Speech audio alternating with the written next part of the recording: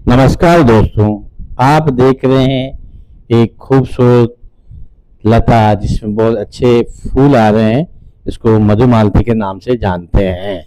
ये आयुर्वेद के हिसाब से शरीर के लिए बहुत ही लाभदायक है और वास्तु दोष को भी दूर करने में सहायक है। हम इसके दोनों ही रूपों के बारे में बात करते हैं। मधुमालती, जिसको हम रंगून क्रीपर भी कहा जाता है, एक खूबसूरत खुशबूदार पौधा है जिसके कई औषधि और सौंदर्य लाभ है, जिसके हम आयुर्वेद के हिसाब से फायदे देखते हैं। इसमें आपका बुखार, जब भी किसी को बुखार आ जाती है तो इसके पत्तों का और फूलों का रस निकालकर 2 ml सुबह शाम पीते हैं तो बुखार में और खांसी में बहुत फायदा होता है। सर्दी में और त्वचा रोग, इसके पत्तों का लेप शरीर पर करने पर त्वचा संबंधी रोग जैसे एक्जिमा है और इन्फेक्शन है, संक्रमण, वो एकदम से ठीक होता है और त्वचा में निखार आता है।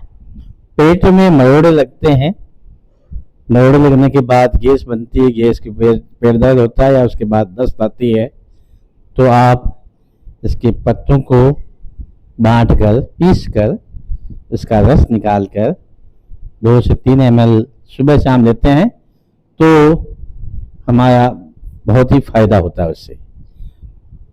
मधुमालती की छाल यानी इसकी टहनी होती है, जल्दी बढ़ने वाला पौधा है और ये घर पे छाया भी करता है। बाहर से आने वाली नकारात्मक ऊर्जा को भी ये खुद सोख लेता है, घर में नहीं आने देता है।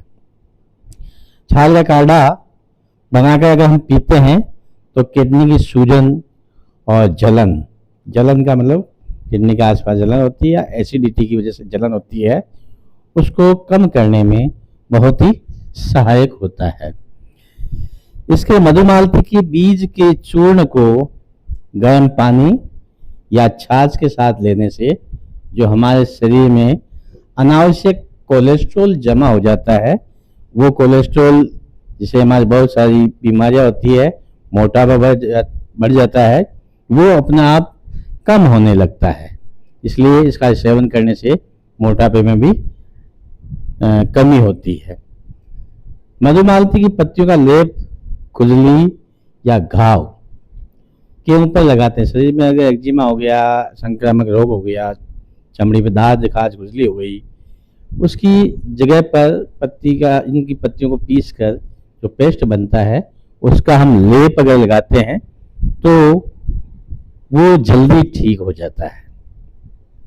आजकल खान पान अशुद्ध होने की वजह से हमारे शरीर पर बहुत ही उल्टा प्रभाव पड़ता है, जिससे कम उम्र में ही आजकल मधुमेह, जिसे हम डायबिटीज कहते हैं, वो रोग बच्चों में भी अक्सर पाए जा रहे हैं।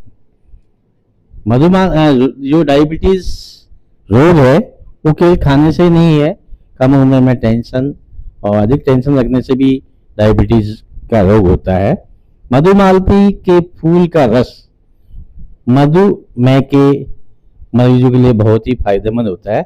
इसका फूल जब आता है तो सफ़ेद होता है, फिर थोड़ा गहरा होता है और अंत में ये इस प्रकार से गहरा लाल रंग का फूल हो जाता है, जो हमारे लिए बहुत ही सुरक्षात्मक दृष्टि से ठीक है। हालांकि मधुमालती आमतौर पर सुरक्षित है, लेकिन कुछ लोगों को इसके प्रति एलर्जी हो सकती है और इसकी ओवरडोज भी हमारे लिए नुकसान पहुंचा सकती है। इसलिए आप इसको किसी भी वैद्य से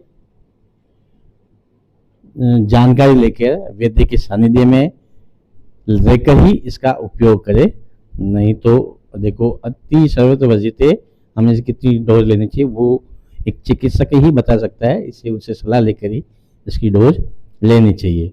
मधुमालती का पौधा जितना सुंदर दिखने में जितना सुंदर होता है उतनी ही आसानी से घर में लगाया जाता है, क्योंकि ये पौधा बहुत तेजी से बढ़ता है, लेकिन उतनी ही तेजी से इसे फूल आए तो उसके लिए कुछ स्टेप्स जो हम मानते हैं।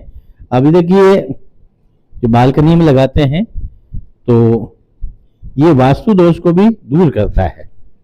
मधुमालती का पौधा जो है हमारे हमें पूर्व या उत्तर पूर्व दिशा में लगाना आदर्श माना जाता है और पूर्व और उत्तर दिशा को शुभ माना जाता है। इन दिशाओं में मधुमालती का पौधा लगाने से सकारात्मक ऊर्जा और समृद्धि आती है। इसमें जितने फूल आते हैं वो अगर जिस प्रकार से आते हैं उसी प्रकार ये परिवार को एकत्र होने समृद्धि की लिए फायदेमंद होता है।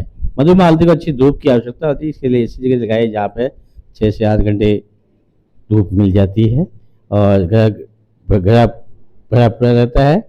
ये थी मधुमालती की आज की जानकारी। फिर मिलते हैं अगले वीडियो में, तब तक के लिए जय हिंद, जय भारत।